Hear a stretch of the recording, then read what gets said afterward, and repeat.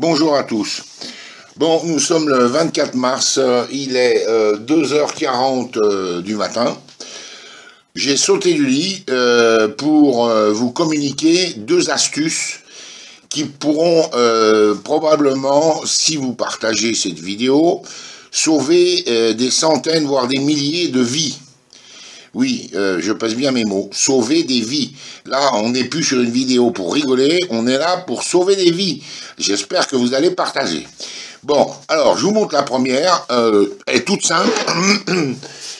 Vous savez, vous avez dû entendre qu'il y a pénurie de tout, hein, puisque tout est plus ou moins paralysé, bloqué, et que, notamment, il y a pénurie concernant les masques. Les masques pour se protéger. Alors, je vais vous montrer le mien, il est tout simple. C'est un morceau de drap que j'ai découpé sommairement dans un drap. Je le prends comme ça. Je me le mets comme ça. Je fais un nœud derrière. Voilà. Comme ça, je peux faire un double nœud. Je mets ça dans mon col. Hein, et je peux même le boucler hein, si j'ai une chemise, etc. Et voilà, je suis protégé. Si jamais je dois le réutiliser, etc., je peux le faire bouillir dans de l'eau bouillante. Je peux le tremper dans de l'eau diluée, de javel dilué. C'est un désinfectant très efficace. Voilà, une astuce toute simple. Tout le monde peut le faire, on n'a pas besoin de paniquer, faire la queue à la pharmacie pour se procurer des masques, ok? Donc ça, c'est le premier point. J'essaye d'aller vite parce que, vous allez voir, le deuxième est beaucoup plus technique. Le deuxième consiste à fabriquer de l'oxygène. Pourquoi? Parce que vous avez dû entendre comme moi que les médecins en pénurie de matériel sont obligés de laisser mourir des patients faute de matériel. Et notamment d'assistance respiratoire et d'oxygène, puisque visiblement cette maladie s'attaque au système respiratoire, et si j'ai bien compris, les malades décèdent plus ou moins de défaillance respiratoire, donc apporter de l'oxygène, ça peut les aider considérablement. Alors, je vais vous montrer comment... Il y a quelques jours, vous pouvez aller voir sur ma chaîne YouTube, pardon, comment je fabrique de l'hydrogène. En séparant, donc, en faisant de l'électrolyse de l'eau, et en séparant, donc, 2 volumes d'hydrogène et 1 volume d'oxygène. Jusqu'à maintenant, je m'intéressais donc à l'hydrogène, qui, bon, c'est pas le sujet de cette vidéo, mais qui peut, à terme, remplacer le pétrole, l'essence, etc. Vous verrez, si ça vous intéresse, allez voir les vidéos que j'ai faites il y a quelques jours. On peut faire tourner un moteur de voiture essence sans grosse modification grâce à l'hydrogène. Bref, c'est pas le sujet aujourd'hui. Aujourd'hui, on va, au contraire, récupérer que l'oxygène pour faire une assistance respiratoire à des malades.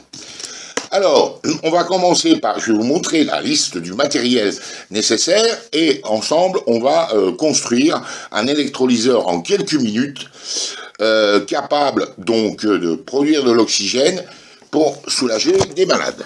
Alors, je vous dis tout de suite, les médecins risquent de bouder un peu cette solution, mais si vous avez des proches, que ce soit des parents ou des amis proches qui sont malades, à mon avis, plutôt que de les laisser mourir, on peut au moins essayer de leur donner de l'oxygène, ok? Donc, je vais vous montrer la liste du matos. Alors là, il faudrait que j'inverse ma caméra. Alors, bougez pas, j'arrête, je coupe et je reprends, hein? Donc, voici le matériel qu'il vous faut.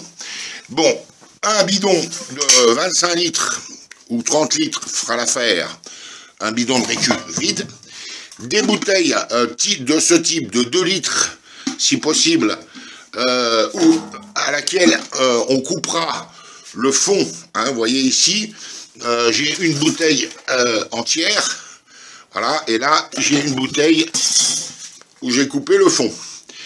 Alors, ça c'est pour le contenant.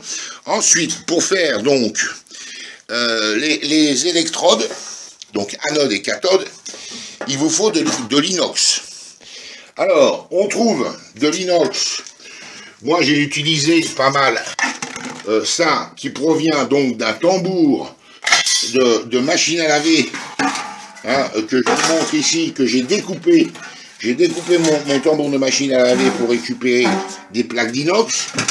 Je vous préviens que c'est l'inox de mauvaise qualité, mais pour ce qui est de la cathode, c'est-à-dire côté hydrogène, ça suffit. Par contre, du côté oxygène, il faut de l'inox de qualité.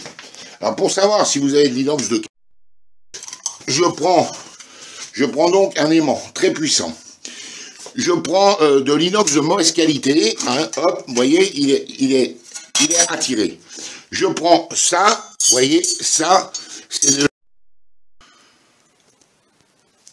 Alors, je prends de l'inox de bonne qualité, hein, regardez mon aimant, il est complètement impassible à l'aimantation.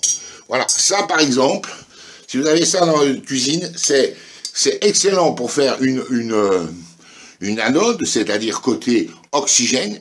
Il tiendra pendant des mois sans bouger, et ça se trouve partout. Hein. À contrario, vous avez à côté cette louche. Si je mets mon aimant, hop, vous voyez, bon, c'est moins puissant que du fer, mais on sent que c'est d'inox de moins bonne qualité. Voilà, alors, idem pour tout ce qui est fourchette, couteau en inox qui peuvent faire également de très bons, de très bonnes électrodes. Alors, à côté, je vous montre un espèce de... Je sais même pas ce que c'est, ça devait être un égouttoir, je pense, qui est en tube inox, lui, de bonne qualité, que j'ai utilisé pour faire, donc je vous montre ici, une cellule qui était destinée à faire de l'hydrogène. Hein. Donc, l'anode, côté oxygène, se trouve à l'extérieur, est constituée de plusieurs tubes que je viens de vous montrer, reliés les uns aux autres avec... Bon, alors on continue. Donc, on a vu déjà la matière première dont on a besoin. Maintenant, on va regarder les outils. Donc, outils indispensables, évidemment, un cutter pour dénuder du câble. Ah, pardon, j'ai oublié de vous parler du câble. Donc, récupérer du câble électrique de section relativement importante, hein, je vais mettre mon doigt à côté, comme ça vous voyez à peu près la section que c'est. Il faut pouvoir passer au moins 10, 20, 30 ampères si on veut un gros débit. J'en ai même un de beaucoup plus forte section. Ici, vous voyez, il doit faire, bon moi je vais vous parler en diamètre, il doit faire 8 mm de diamètre. Hein. Je vous calcule pas la surface, on n'a pas le temps. Donc, alors ça, c'est le matériel, l'outillage, donc un cutter, une pince coupante, une perceuse éventuelle pour faire des trous dans nos électrodes. Ici, une petite meuleuse d'angle avec un disque à tronçonner, acheté 29 € chez Lidl, de la marque Parkside. J'ai pas d'action chez eux, je vous rassure, mais ça marche très bien et c'est suffisant. Voilà pour l'essentiel. Maintenant, un truc important, c'est donc l'alimentation qui va nous fournir du courant électrique continu, ça c'est très important, hein, évidemment, il faut pas d'alternative, bien du continu. Et alors là, vous avez le choix, plusieurs solutions, je vous en montre deux. Donc ici, c'est un petit pack batterie constitué de 4 batteries de 6 ampères. Donc je sais pas qu'à 24 ampères, c'est pas énorme. Hein, et ben, l'avantage c'est transportable, c'est des batteries moto.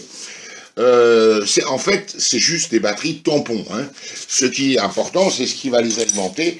C'est-à-dire ici, on a un chargeur de 7 ampères. Bon, c'est pas le minimum, hein, mais si vous pouvez trouver le plus gros, tant mieux. Et alors là, je vous montre évidemment, il vous faut de quoi contrôler comment dire, votre consommation. Et alors, Une autre option consiste à utiliser un poste à souder de type inverteur. Je précise parce que certains postes à souder ne sont pas en courant continu. J'en ai démonté un ancien, c'est pas du continu, donc ça peut pas aller. Ça, c'est du continu, et l'avantage, c'est que c'est réglable, et on peut faire un peu, pas tout ce qu'on veut, mais moi, j'arrive, par exemple, à avoir 10 ampères sous 3 volts et demi, 4 volts. Vous voyez, c'est très intéressant. Faut savoir que le meilleur rendement pour une électrolyse, il faut environ 2 volts maximum par cellule. Le surplus, ça ne fait que dégager de l'énergie, de la chaleur, et c'est pas bon. Alors, c'est pas évident de trouver une alimentation 2 volts. Jusqu'à maintenant, j'ai pas trouvé, mais je vais m'en occuper. J'ai des solutions, mais on en parlera une autre fois. Donc, on résume. Vous avez donc les contenants. Vous avez l'inox pour faire les anodes, cathodes. Vous avez l'outillage. Vous avez l'alimentation. Alors, concernant l'alimentation, si vous n'avez rien, vous prenez tout simplement n'importe quelle bagnole, hein, vous branchez votre électrolyseur sur la batterie et vous laissez tourner le moteur au ralenti pour charger votre batterie. Bon, c'est une solution de secours. Hein. On est en période de crise, le but est de sauver des vies en faisant de l'oxygène, on est d'accord. Bon, voilà, je coupe ici et je vous montre comment on va transformer cette cellule qui était donc faite pour l'hydrogène, on va la transformer pour l'oxygène. Ok, ça va être très rapide, vous allez voir.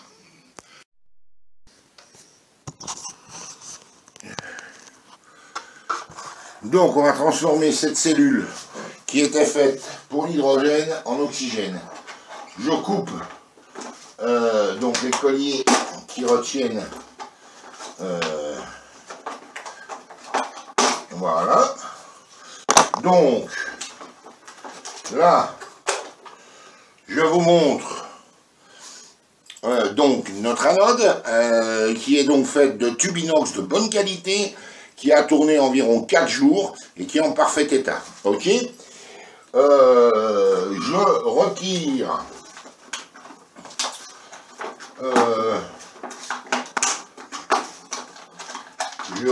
mais on va carrément virer la bouteille parce qu'on en a tant qu'on veut. Ça coûte pas cher. Hein, c'est 50 centimes la bouteille pleine de Pepsi. Et voilà. Alors ça, donc c'était la cathode. Ben ça sera toujours la cathode. C'est la cathode donc qui, elle, dégage de l'hydrogène. Vous voyez qu'elle est en parfait état également. Elle est juste un peu... Tiens, je vais prendre mon drap. Elle est juste un peu salie. Parce que l'électrolyte... Ah oui, ça, il faut que je vous en parle. L'électrolyte, c'est très important. Donc moi, j'utilise de la soude caustique qu'on trouve partout en magasin pour notamment déboucher les éviers. Alors, vous voyez, alors, elle est en très bon état. Même le cuivre est brillant. C'est dingue.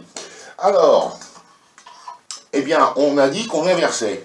On va prendre donc une bouteille que voici. Une bouteille à laquelle j'ai donc découpé le fond. Je vais rentrer donc mon anode à l'intérieur.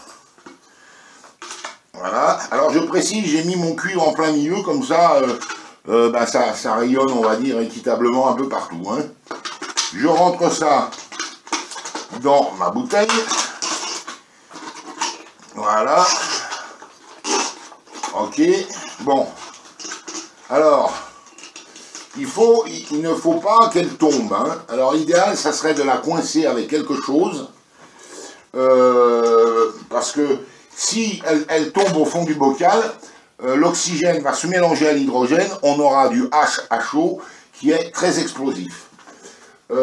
Contrairement à l'hydrogène pur qui est tout à fait, comment dire, maîtrisable, et l'oxygène qui, lui, ne brûle pas, il faut le savoir. N'explose pas, ne brûle pas l'oxygène. Ça favorise les combustions, mais ce n'est pas un gaz inflammable. Alors, attendez, on va trouver quelque chose pour bloquer donc l'anode dans la bouteille. Alors je vais prendre le premier truc qui me tombe sous la main. Voilà un bout de plastique par exemple. Je touche, j'espère que je vais pas attraper le virus. Voilà.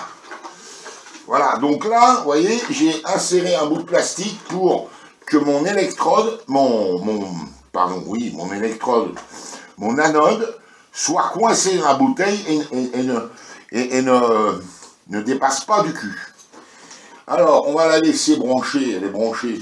Alors, attends, on va quand même enlever la pince du poste à souder. Donc maintenant, il suffit de remettre notre cathode hydrogène autour de la bouteille et non à l'intérieur. Alors là, ça va tout seul parce qu'elle pince.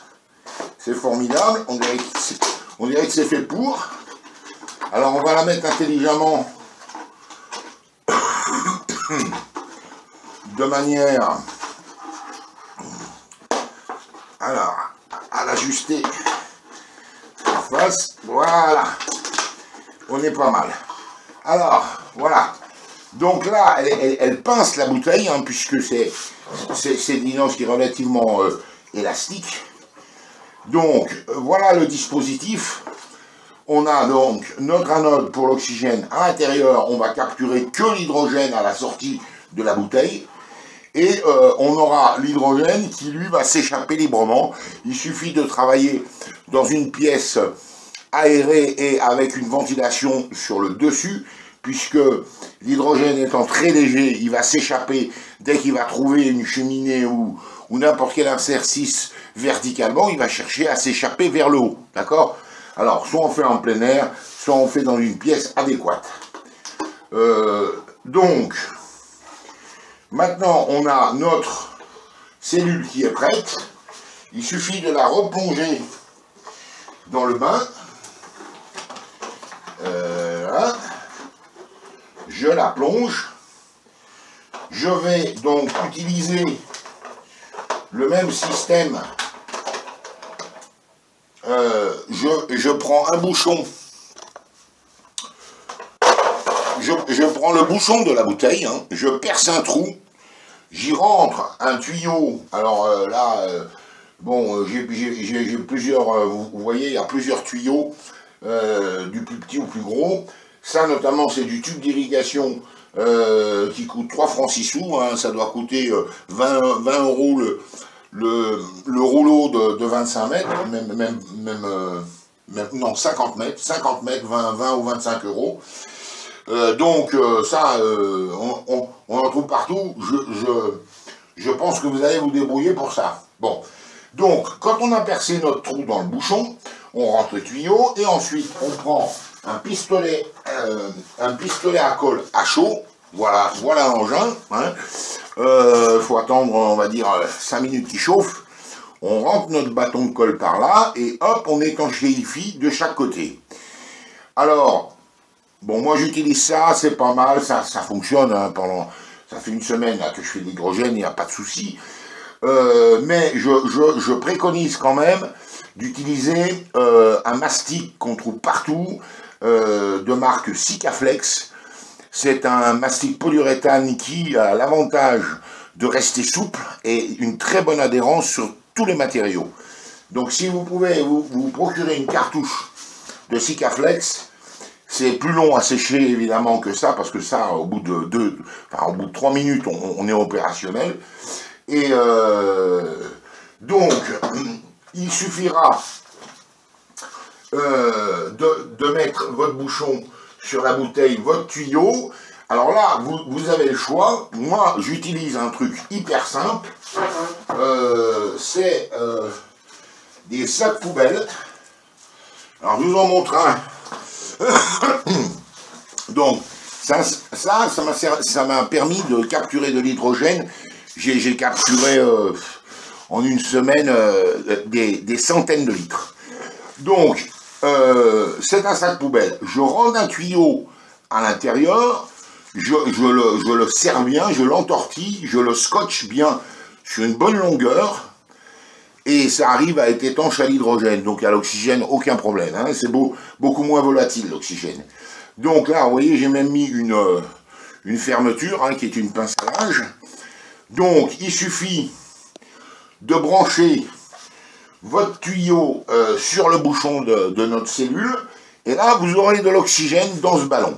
Quand le ballon sera plein, alors, soit déjà, vous pouvez tout simplement le respirer comme ça, hein, il n'y a pas plus simple. Si vous voulez faire mieux, vous prenez un petit compresseur. Ça, c'est un petit compresseur 12 volts qui sert à gonfler les roues de voiture. Donc, on met notre ballon. Alors, j'ai évidemment fait une petite modif. J'ai fixé un petit tube à l'arrivée d'air, à l'aspiration du compresseur. On fixe, donc, par pression, voilà, on fixe bien notre tuyau. De l'autre côté, on a une prise standard valve de voiture qui permet, alors là je vais devoir bouger la caméra, attendez, on va bouger un peu, voilà, alors, là regardez mon astuce, j'ai donc récupéré ici une vieille bouteille de butane. J'ai démonté le robinet, alors je sais pas si on la voit bien, je suis désolé, hein, j'ai pas de moyens techniques, pas de trépied, rien, enfin bref, je fais vite, là pour ce qui est du virus, il faut pas traîner.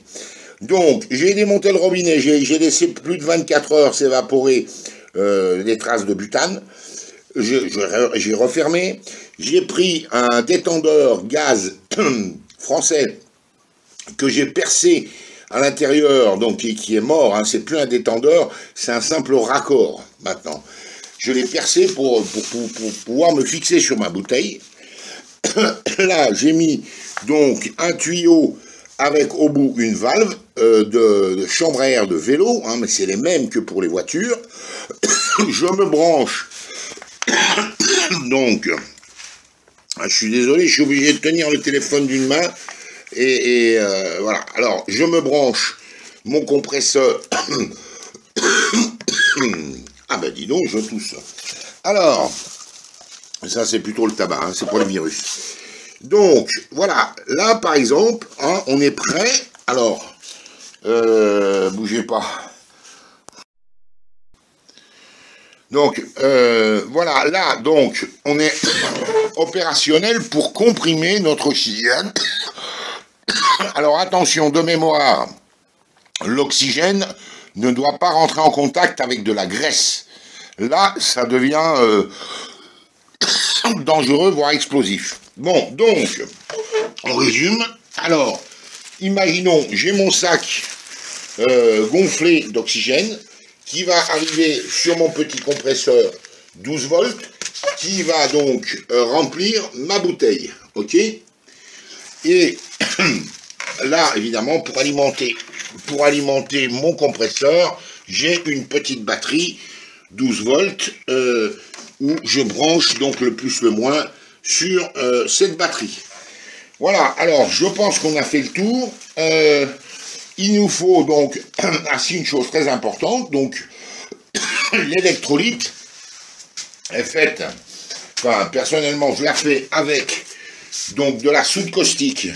Vous irez voir sur Wikipédia, tout est expliqué et apparemment c'est pas nocif pour faire un usage d'oxygène médical. Attention, hein, il s'agit d'oxygène, encore une fois, en extrême urgence pour sauver des malades que le système médical a abandonné. Hein. Alors même si l'oxygène n'est pas parfait, si ça les aide à respirer, c'est pas mal.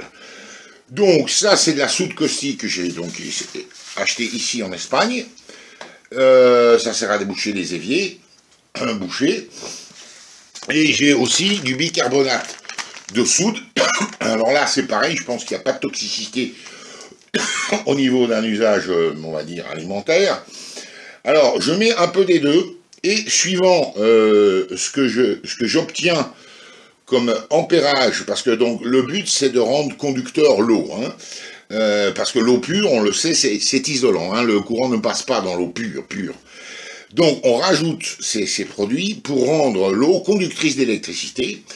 Alors en fonction de la dose que vous allez mettre, vous aurez plus ou moins de conductibilité et donc d'ampérage. Et donc, moi je règle en fonction de mon alimentation. Si j'ai par exemple un panneau solaire qui me donne du 6 ampères, eh bien je vais me débrouiller pour que mon électrolyseur ne consomme que 6 ampères. Voilà, en résumé. Bon, écoutez, je fais très court, je fais à l'arrache. Encore une fois, c'est de l'urgence.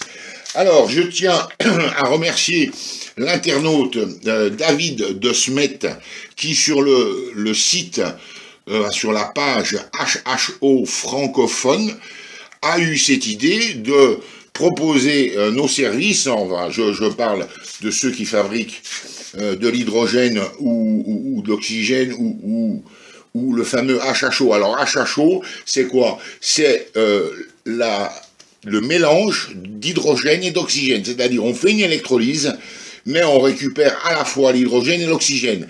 Attention, attention, ça c'est très explosif, ok?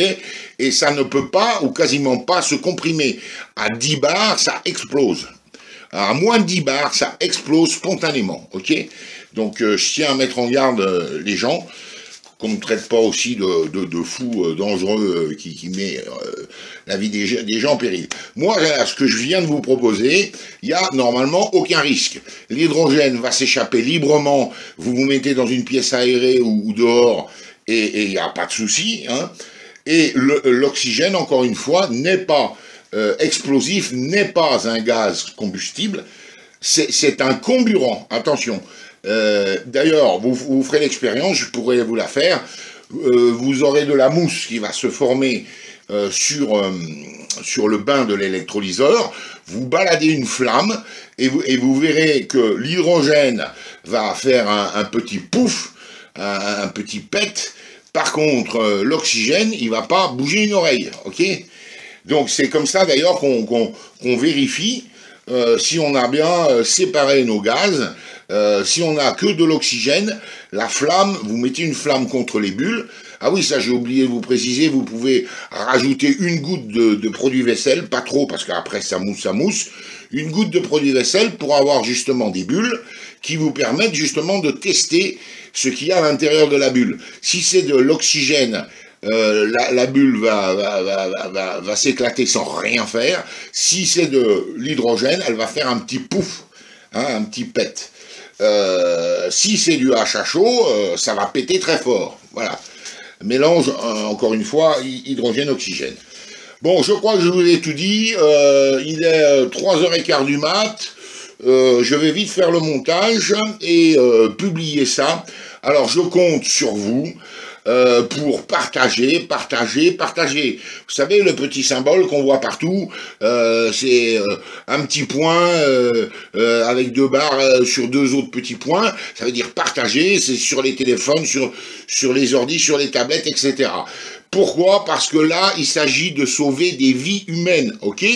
Donc, c'est pas pour rigoler, c'est pas pour faire du pognon, c'est pour venir en aide à des personnes en détresse que le service médical laisse mourir. Hein. On en est là, je vous signale. On laisse mourir les vieux, de préférence. On n'est pas loin de soleil vert où on va mettre les vieux en petites pilules pour les manger. Hein. On n'en est pas loin, pas loin.